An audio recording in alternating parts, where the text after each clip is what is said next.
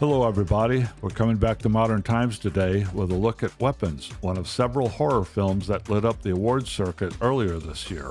Longtime character actress Amy Madigan won an Oscar for her portrayal as Aunt Gladys, the clownish villain who lit up the back half of this movie. I saw Weapons just a couple months ago, just after the Academy Awards, and was floored by it. It's among my favorite movies that I've seen for the first time this year. I added it to our HBO Max watch list because I wanted to see if it holds up on a second watch, already knowing the secrets the movie slowly reveals. Bill is a newcomer to Weapons, so it should be exciting to hear his fresh perspective. Before we go have a look at Weapons, please hit that subscribe button.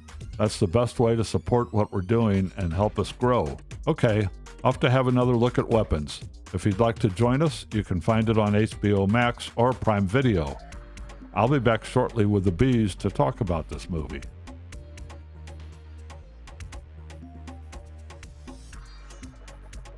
Bill, you're the first timer on Weapons. What did you think about it? Well, I have to confess that I didn't like it at all because it's a genre that I really struggle with. So let me say I didn't like it. And then let me say, with a big asterisk, I thought it was a great movie. I thought it was really well constructed, well acted. I thought the filmography was fantastic, but of course it had all of the hallmarks that I don't like. It built a slow tension dread. I don't like dread. I feel like I live in an environment of dread all the time anyway. And it was very, very dreadful. And I think, the way it was structured with these different intersecting chapters, so to speak, is kind of a cliche thing, except when it works, and it worked.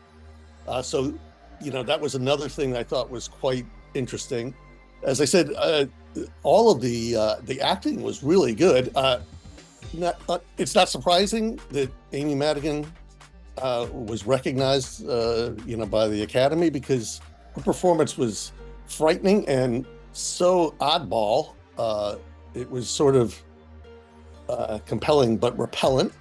And then, there was a lot of they love those physical transformations, right? They do. And they also love it. They also love it when somebody who's been around for decades, it turns in something pretty good, So she's pretty much had everything going for her on that one. Yeah, I think the one thing that, combined with all of those other things that I don't particularly care for, it was gory in a way that I just really didn't like. But I mean, I saw how I guess it has to happen. It just, the thing that really I found difficult to take was, I don't know what the Foley guys were doing in terms of the sound effects when the principal was hitting some sort of watermelon again and again and again and again, and he was killing his boyfriend. But that was hard to take. But no worse than being ripped apart by school children. So I guess it all evens out. It was kind of funny in places too. I mean, I guess you got to have it. I would just say I'm glad I watched it, so I don't have to ever watch it again, because it was too good in the genre I don't like. So I would give it high marks for that. You're probably much more of a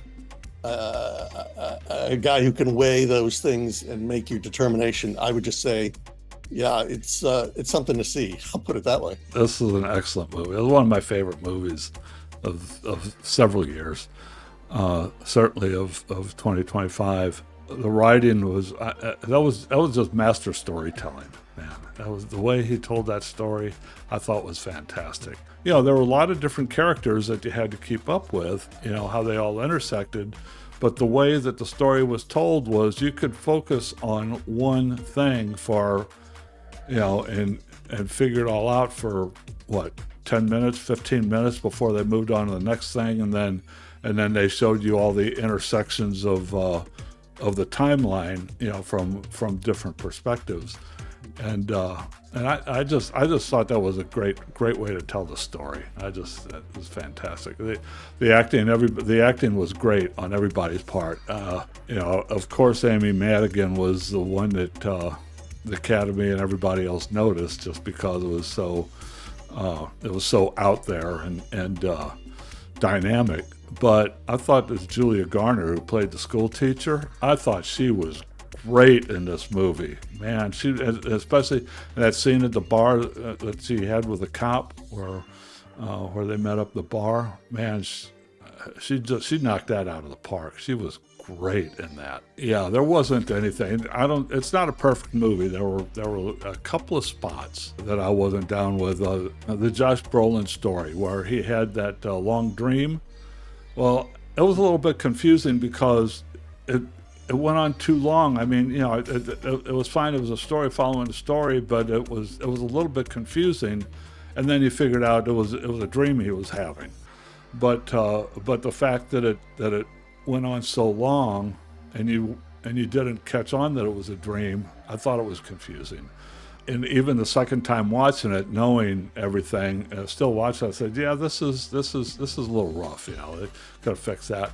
That was one little nitpick I had. The other little nitpick I had was, first time I watched it, I wasn't in tune with the whole lore behind witchcraft was, and so I couldn't figure out exactly what her motivation is and what she was doing there, but then I understood, well, that's all part of witch lore. What they do is they just suck the energy, and they survive on sucking the energy of mortals.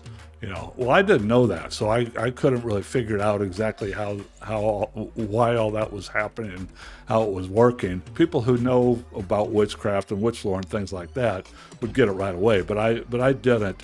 And I thought for a general audience that maybe could have been explained a little bit better. Those two little nitpicks I had kept it from being a perfect movie, and I'm putting in 4.5 stars on this thing. And then all the chaos at the end, all of a sudden it just they just started throwing all this just dark comedy at you. It just came out of nowhere. That was fantastic. It was such a relief. When Brolin was throwing James, the junkie, around in the living room, and he just would not stay down. He just kept popping up again. Actually, if you want to talk about nitpicks, the one thing that made no sense to me was how the police had never done what Brolin had done, which is to take a couple of the videos and see if they could see anything that was similar, not just the running with the arms down, but where are they going? And, the intersection of those lines would have let them solve this thing, in days, not a couple of months. Sure, Everybody's taking it pretty low key, 17 kids disappeared. The parents were a little upset, but everybody else is like, well, Yeah, that's just the way the story went, Think too hard about it, there's all kinds of issues like that, right? I just died the chase when those kids were chasing Aunt Gladys through the neighborhood and just crashing through people's plate glass windows and running through their living rooms. It turned out in case I was just dying in it, and then that one guy was out mowing his lawn, and all of a sudden look at what the hell is going on. And all those kids chasing that witch. The entire movie until we get to the Aunt Gladys section, when everything starts coming together. But that was great. You're watching all these stories, and the whole time you're just wondering, where is this going? I just don't know where it's going. But it was very compelling, watching all these people's lives, watching these characters and watching the build up to it, just kind of learning the characters and just, not really knowing what's going or where it is. You drop a couple of hints here and there, but I thought it was a perfectly crafted movie. Well, I don't know if I'm going to have anything to add that you two erudite gentlemen haven't already touched upon. I'm not a big fan of the horror genre, so I only dip my toes in that, if it's something that's appears like it's going to be exceptionally well done, like The Shining or The Exorcist or something, so this had that reputation. So it is a good film, again, a subject that I normally wouldn't watch, but It was good. There was some also social commentary in this thing because you couldn't help compare this to school shootings. We've got 17 kids disappear overnight from a school classroom. I mean that, and then at one point, Josh Brolin's having this dream or vision where there's a rifle floating over the house where they ultimately, wind up concluding this thing. So I kind of picked up on the allegory there. I liked the chapter sequence of telling this rather than it just being a linear narrative, because you're seeing all of these, like a previous chapter, you're now seeing it from a different person with a different point of view. And that was interesting.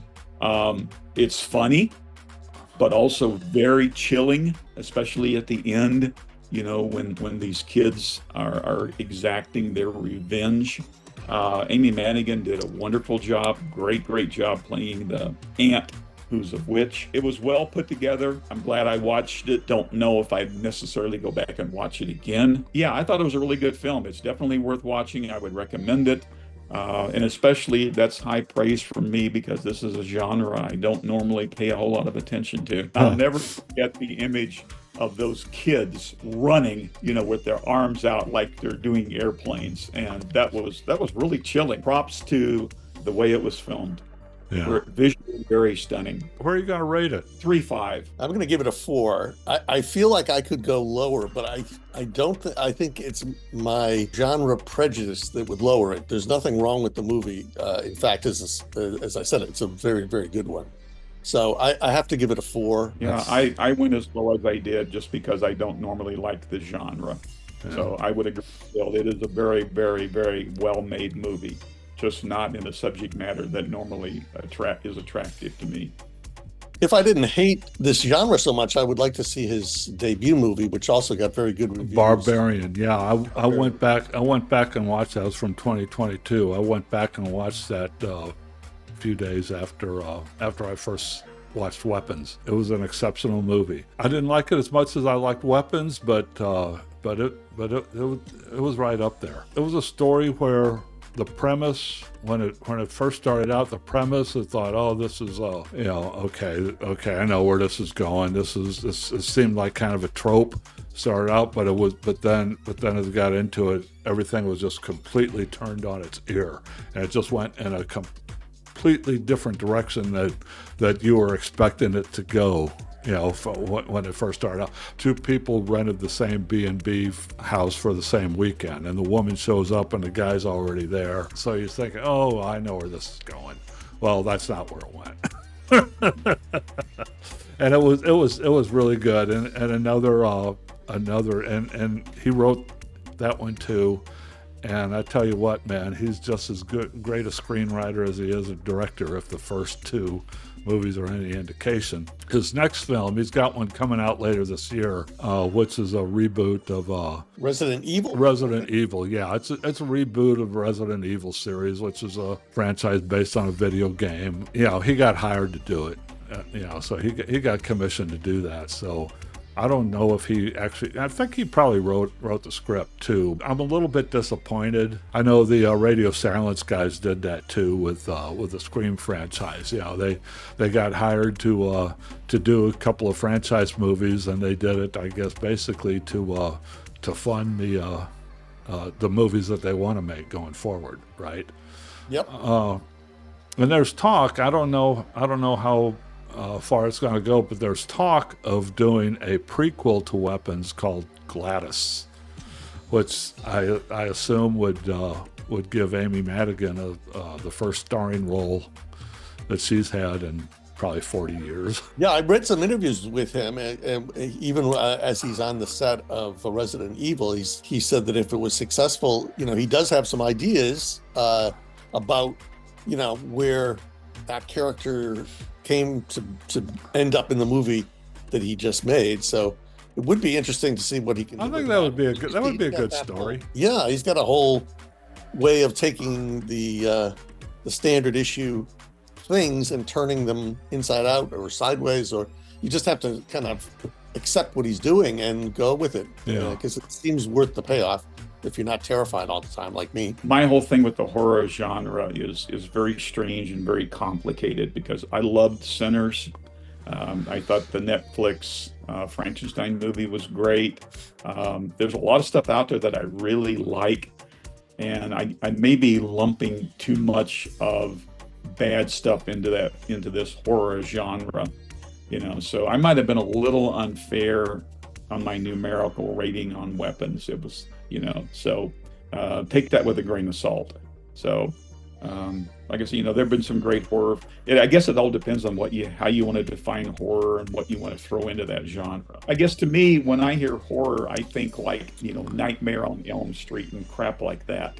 Well, you're pigeonhole everything into the slasher frame, and that was just kind of one hot area of horror for a few years. It gets revitalized every now and then. Where I come from doesn't make any sense, because I'll read anything Stephen King writes, Dean Koontz and a lot of those kinds of things, and so. But if I hear, oh, it's a horror film, I'm kind of like, yeah, well, okay, I'll pass. So, I'm probably dismissing a lot of good stuff just because that label got slapped on it. Yeah, they're coming around. I keep telling these historians that horror is where it's at in 21st century cinema. They're still resisting, but maybe one day they'll see the light. What did you think of Weapons? Did you like it as much as we did? Let us know in the comments. Bill, Bob, and I will be back next week for a look at Down by Law, the 1986 film by art house darling Jim Jarmusch. We'll see you then.